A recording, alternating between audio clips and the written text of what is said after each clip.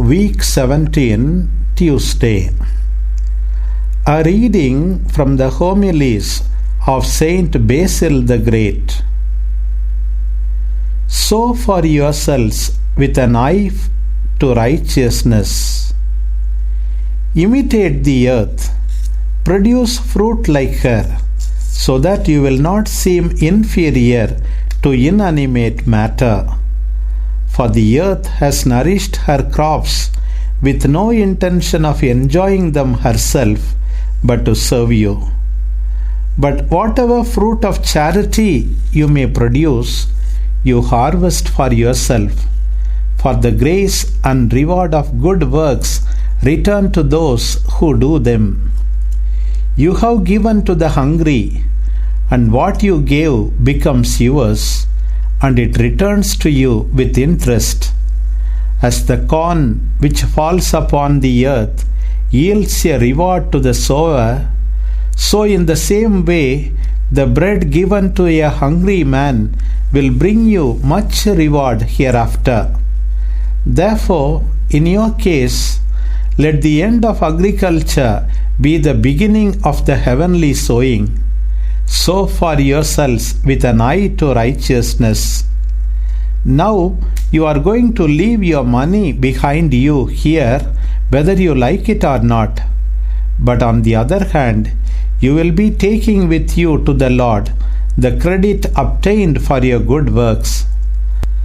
All who are standing round the Judge of all men will hail you, helper and generous benefactor, and will use of you all the names that imply kindness and humanity.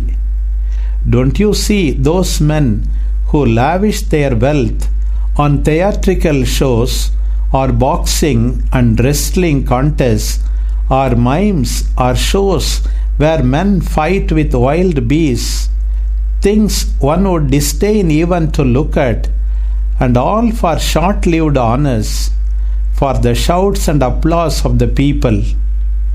And will you be stingy in spending money when so great a glory will be your reward?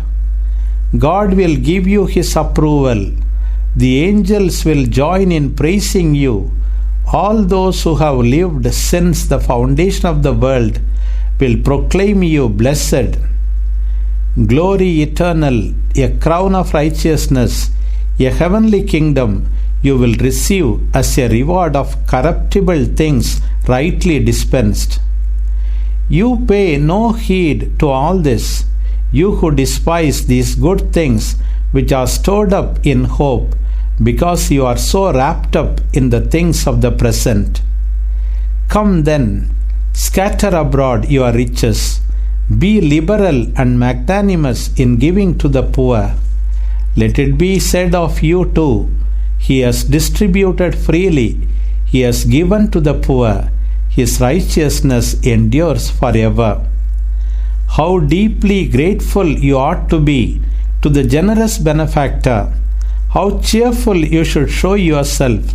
How glad on account of the honor which is being conferred on you, that you will not keep knocking at the doors of others, but that others will stand at yours. Now indeed you show yourself sullen, and access to you is scarcely possible, while you refuse to meet anyone for fear you might be compelled to let even a scrap slip through your fingers.